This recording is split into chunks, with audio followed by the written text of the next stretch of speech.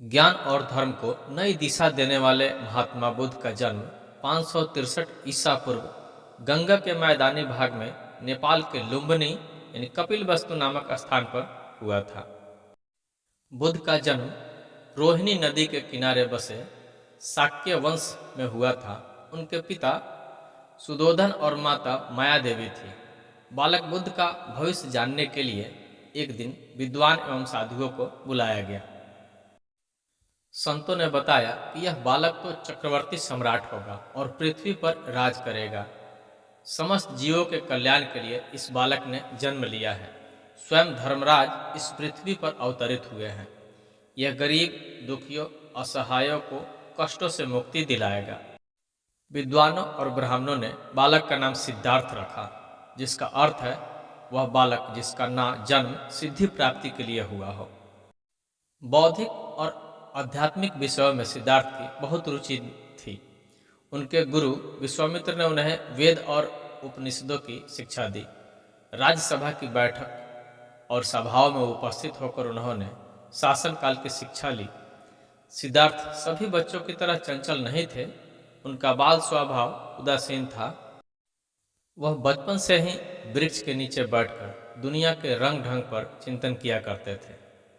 राजा सुदोधन को हमेशा सिद्धार्थ के गृहस्थ जीवन के त्याग की बात सताती थी। उन्होंने सिद्धार्थ को तमाम दुख, दर्द, कष्टों से दूर रखा।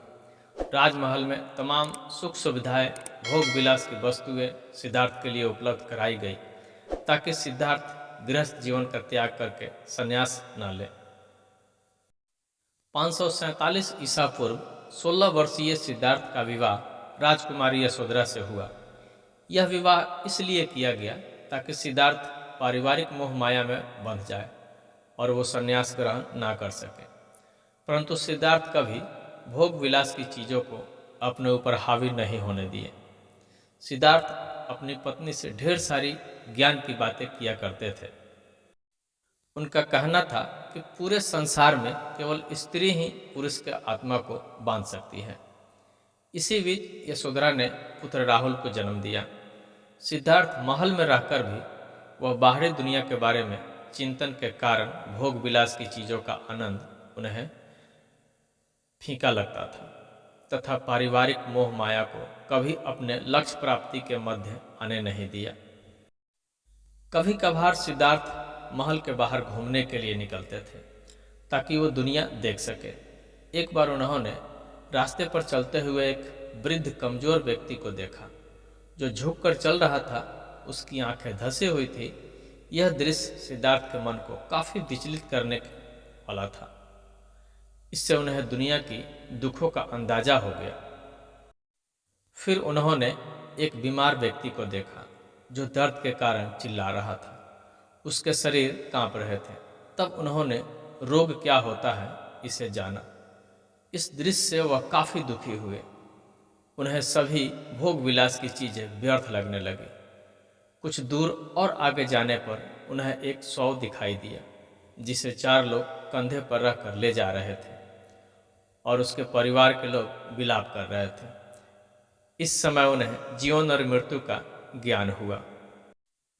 उन्होंने जाना कि जो व्यक्ति जन्म लेता है वह एक समय मृत्यु को भी प्राप्त होता है। तब उनके मन में विरक्ति की भावना उत्पन्न होने लगी। उन्हें सारा जीवन नीरस लगने लगा। थोड़ी दूर पर उन्हें एक सन्यासी दिखाई दिया जो सांसारिक मोह माया से दूर प्रसन्नचित्त वाला था, मानो वह सारे दुखों से पार जा चुका हो। इस दृश्य को देखकर सिद्धार्थ ने संकल्प लिया कि वह इस मोह माया को त्याग कर संन्यास ग्रहण करेंगे। उसी रात्रि सिद्धार्थ ने अपनी पत्नी यशोधरा और पुत्र रोहित को छोड़कर सत्य की खोज में जंगल में चले गए ताकि दुनिया में सुख शांति स्थापित कर सकें।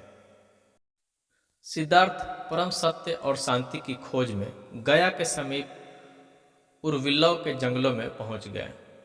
वहां उन्होंने 6 साल तक कठोर तपस्या की, परंतु ज्ञान की प्राप्ति उन्हें नहीं हुई।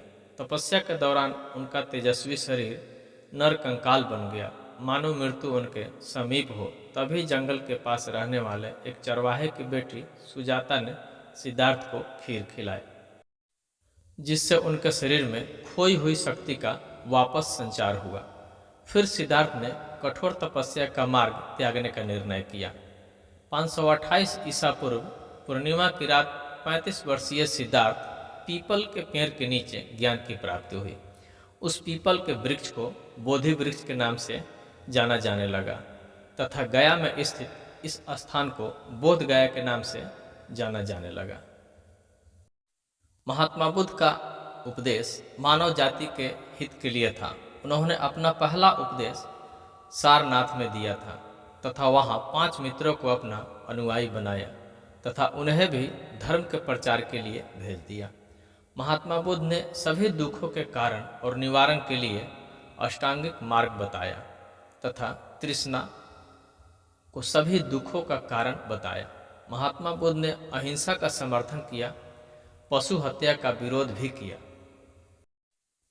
महात्मा बुद्ध ने 483 ईसा पूर्व लगभग 80 वर्ष की आयु में अपने नश्वर शरीर को त्याग दिया और परमात्मा में विलीन हो गए। ज्ञान प्राप्ति के बाद संपूर्ण जीवन उन्होंने मानव कल्याण के लिए लगाया। यह ज्ञान को केवल अपने तक सीमित नहीं रखना चाहते थे, इसी कारण उन्होंने अनेकों उपदेश दिए तथा अपने ज्ञान को अमर कर दिया। गौतम बुद्ध न ही इस जगत के निर्माता थे और न ही कोई भगवान। महात्मा बुद्ध का कहना था कि इस सृष्टि का कोई भी व्यक्ति इस बुद्धत्व को प्राप्त कर सकता है। सच तो यह है कि बुद्ध भी एक साधारण इंसान थे, केवल उन्होंने अच्छे विचारों का पोषण किया और बुरे विचारों का त्याग किया। उन्होंने लोगों के जीवन में सुख शांति और कष्टों से मुक्ति के लिए अपने सभी सुख सुविधाओं और जीवन के आनंद को क्षण भर में त्याग दिया। इस त्याग, दृढ़ संकल्प और आत्मसमर्पण ने सिद्धार्थ को महात्मा बुद्ध बना दिया। इस सृष्टि का महात्मा गौतम बुद्ध मानवता और मानव जाति के उन्नति की पराकाष्ठा है।